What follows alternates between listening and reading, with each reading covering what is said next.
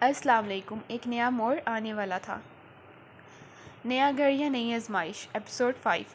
کبھی کبھی انسان ایک جگہ کے دکھوں سے تنگ آ کر یہ سوچتا ہے کہ شاید نئی جگہ، نیا ماحول اسے سکون دے گا، مگر حقیقت یہ ہے کہ نصیب اگر آزمائش لکھ دے تو جگہ بدلنے سے کہانی نہیں بدلتی۔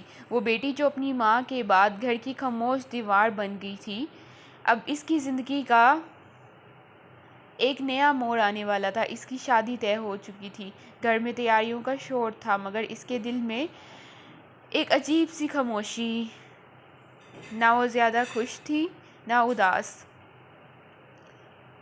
بس ایک انجانا سا ڈر تھا۔ کیا میرا نیا گھر واقعی میرا گھر ہوگا؟ یہ سوال اس کے دل میں بار بار آتا تھا۔ اور پھر وہ دن آ گیا، رخصتی کا وقت۔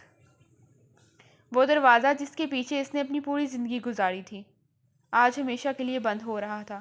اس نے ایک آخری بار مڑ کر دیکھا اور دل ہی دل میں کہا، امی اگر آپ ہوتی تو مجھے ایسے نہ بھیجتی۔ آنکھوں میں آنسو آ گئے، مگر قدم آگے بڑھ گئے۔ نیا گھر، نیا سفر۔ شروع کے دن ٹھیک گزرے، سب کچھ نارمل لگا، لوگ بھی اچھے لگے، مگر یہ سکون زیادہ دیر نہ رہا۔ آہستہ آہستہ باتوں کے انداز بدلنے لگے، لہجے سخت ہونے لگے، اور وہی کہانی پھر شروع ہو گئی۔ چھوٹی چھوٹی باتوں پر تنقید، کام میں کمی نکالنا، اور ہر وقت یہ احساس دلانا کہ تم ابھی اس گھر کی نہیں ہو۔ وہ خاموش رہتی، کیونکہ اس نے یہی سیکھا تھا، برداشت کرنا، چپ رہنا، اور دل میں سب کچھ چھپا لینا۔ رات کو جب سب سو جاتے، وہ آہستہ سے آنسو پونچھتی اور چھت کو دیکھ کر سوچتی، کیا ہر عورت کی زندگی ایسی ہی ہوتی ہے؟ اسے اپنی ماں یاد آ جاتی، ان کی خاموشی، ان کی قربانیاں، اور اب اسے سمجھ آ رہا تھا کہ وہ سب کیوں برداشت کرتی تھی۔ مگر یہاں ایک فرق تھا، یہ لڑکی اب صرف برداشت نہیں کر رہی تھی، وہ اندر ہی اندر مضبوط بھی ہو رہی تھی۔